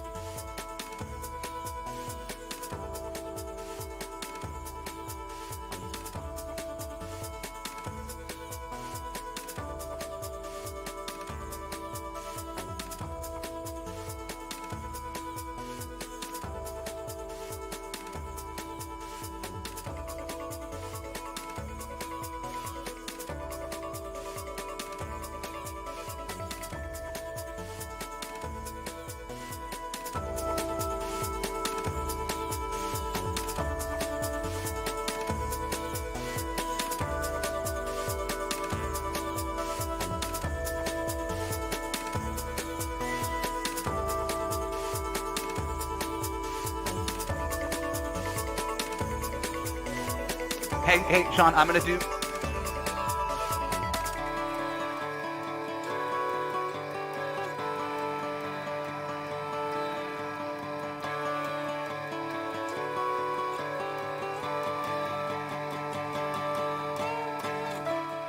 Welcome back to the virtual Myrtle Beach Speedway in Myrtle Beach, South Carolina. Round 3 of the Mobil 1 Junior Late Model eSports Series presented by Madera Speedway is in the books, and it's Austin Edwards, the first place ace, going 3 for 3 here in this series with a victory over Landon Lewis in a race that ended up about 15 laps short of its scheduled distance and ending under time constraints. Robbie Keneally finishes third and will hold on to second place in points. Seth Wise with his best finish in the series. Barrett Pullman is fifth. Carson Lucas, Cameron Boland, Casey Cash, Cassidy Hines, and Joey Stearns, your top 10. United drivers who just missed out on the top 10. We got Joe Valento comes home in 11th, but a big mover started 22nd. Behind him, Jacob Buttman in 12th. Then, unfortunately, we got Kate McClenny, and he comes home 13th. Started the night so well, gave us some great racing. Unfortunate to end the race on his lid right there in 13th. Behind him, we got Dominic Carter in 14th, and then first driver off the lead lap, Bryson Ruff comes home in 15th. Then we got Colby Sokol in 16th, Grant Thompson 17th, Elvis Rankin in 18th, Cade Brown 19th, and Jay Jewison in 20th. Final 4 cars, and none of these cars finished this race. William Cox third, Bradley Erickson, Calvin Hagee, and Jaden Walbridge. Let's take a look at our Hard Charger Award for this event, and it's brought to you by BEA Energy Drink. And the Hard Charger in this race finished in the top 5. Barrett Pullman from 20th to 5th in this main event. The final car into the main event from the heat races ends up with the Hard Charger Award. And we would normally tell you about the homesmiles.com Fast Race Lap Award, but guess what? The homesmiles.com Fast Race Lap Award is also going to go to your winner of the Victory Custom Trailers Fast Qualifier and your Race Face Telmed Halfway Challenge. And, oh, by the way, your winner of the main event for the 3rd consecutive race. We catch up with the winner of this race in Victory Lane here at Myrtle Beach Speedway. And we bring in Austin Edwards, the first place ace. Austin, you're 3 for 3, and boy, you made that one look easy. Goodness gracious, I am an expert at pacing now, you guys. That race came down to restarts for the most part for me. I was able to not jump it like I did at 5 Flags, which was a lifesaver. And I was doing everything I could to stay in front of Robbie Keneally because I'm not going to lie, we didn't really have the time to get to me, but he had a lot of speed. So I was trying extra hard to get some distance from him and just stay smooth, save the tires, and bring it home. It sure looked like Robbie had a lot of speed tonight, and Christian and I commented on that. At one point, we had about a 5-lap run there around lap 55, and we thought, man, if we could ever get this thing going, that'd probably be pretty fun to watch Austin actually have to work for it here, because Robbie was... Oh, absolutely. I think I worked for it last week enough. I just took this one as a break. Maybe I'll do something interesting next week, but I enjoyed the break this time. Yeah, well, I'll start working on a sponsor for Rob to come up with here to have you start from the rear at Irwindale. How's that? Man, Irwindale's not my good track. You actually might see me struggle there. So maybe for South Boston. We'll aim for South Boston. Okay, we'll consider it for South Boston. Well, Austin, congratulations. Another $250, and you are now the dominant points leader here halfway through the season. Absolutely. Thank you, Jason. Austin Edwards is your winner. Christian's going to catch up with our 3rd place finisher, Robbie Keneally. Robbie, you ran 2nd for most of the night. Obviously started up there as well. Looked like a really strong performance, and it looked like at some points that you might have had something for Austin Edwards if we'd have managed to get some green flag running in. Unfortunately, you dropped down to 3rd at the end there, but you must be pretty happy with the night overall. Yeah, I think the whole thing in this race is qualifying, and us tying the laps and him giving it to him. It really sucks, but I'll take the 3rd place finish. Yeah, that was pretty rough to see that with that tie. It's so rare that we see it, and obviously both of you the only drivers in the ones as well, so even kind of harsher on that score, but still a really good result to come home 3rd tonight. And before we let you go, are there anybody that you'd like to thank?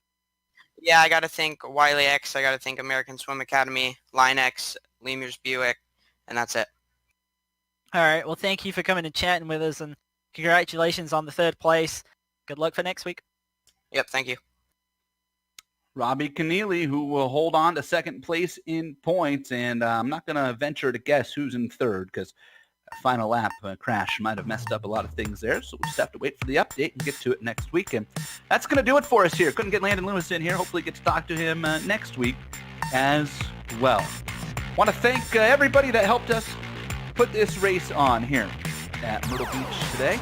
That includes Mobil 1, Madera Speedway, Race-Based Brand Development, Racecraft 1, Victory Custom Trailers, HomeSmiles.com, PEA Energy Drink, Filia Design, and Race-Based Telmed. Thank you as well to Sean Ambrose, our director, Dougie Beard, Christian Challoner, and the entire GSRC crew. A reminder, we're back next week, same time, same place, 6:15 Eastern, 3:15 Pacific, Thursday at Irwindale Speedway, my home tracks where I cut my teeth as an announcer. I'm super excited for that race as well. For everybody here at GSRC, I'm Jason Galvin saying thank you so much for joining us. Congratulations to Austin Edwards, your winner in round 3 here at Myrtle Beach Speedway. Until next time, remember, the only one who remembers when you come home in 2nd place is your wife and your dog. Good night.